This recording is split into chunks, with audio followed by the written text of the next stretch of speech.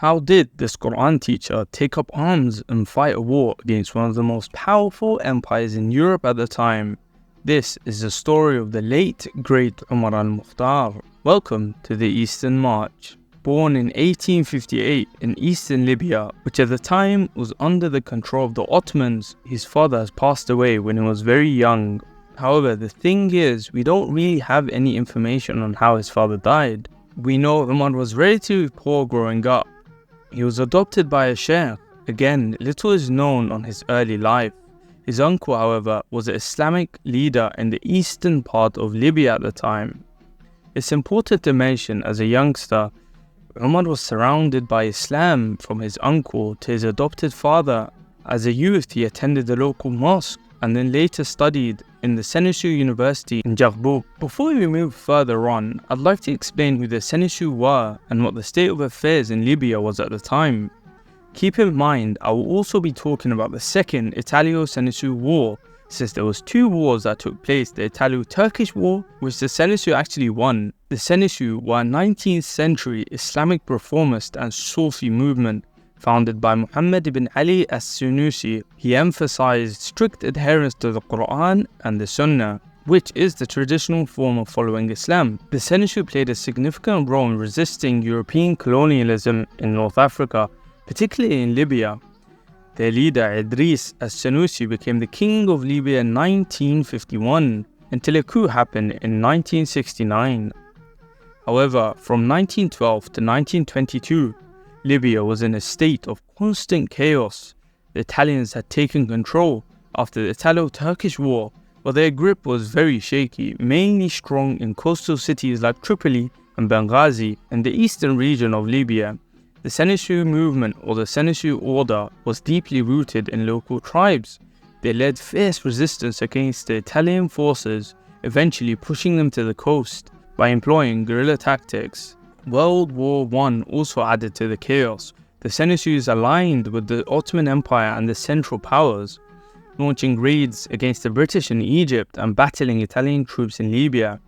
This period saw a series of uprisings and brutal Italian reprisals, making daily life incredibly hard and harsh for the Libyan people, with food and resources in short supply almost always. This relentless conflict and economic struggles created an atmosphere of resistance and repression, paving way for further clashes in coming years, including the Second Italo-Senussi War. One thing changed in 1922, and that is the fascist leader Benito Mussolini came to power. One of the first things on his mind was to retake Libya, so the decision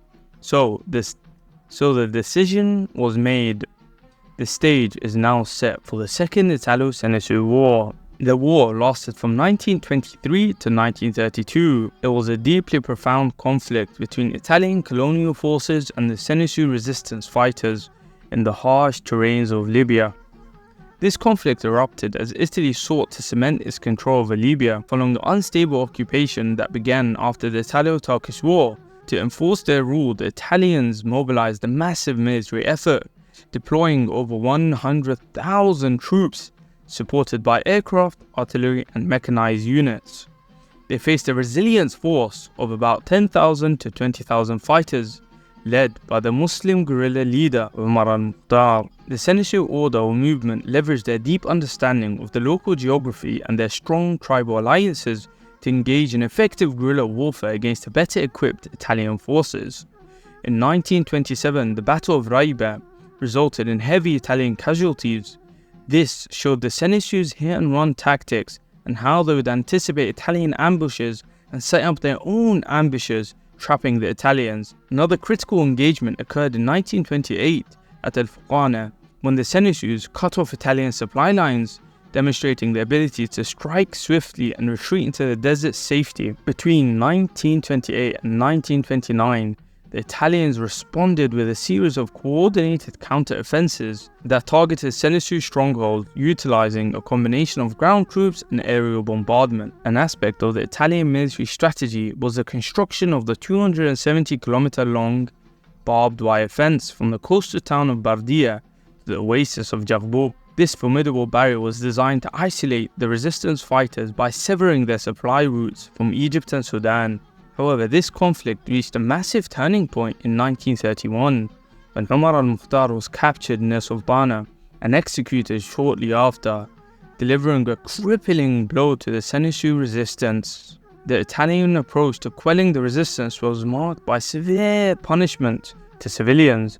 Around 100,000 Libyans were detained in concentration camps under dire conditions, leading to a devastating death toll from starvation, disease, and harsh treatment in general. Despite Italy's military victory and the dismantling of the Senussi resistance by 1932, Omar Al-Mukhtar emerged as a national hero and a potent symbol of anti-colonial resistance, loved for his leadership and his martyrdom. The brutal tactics employed by the Italians made for massive resentment and a massive sense of injustice among the Libyan people, which eventually influenced Libya's later independence movements.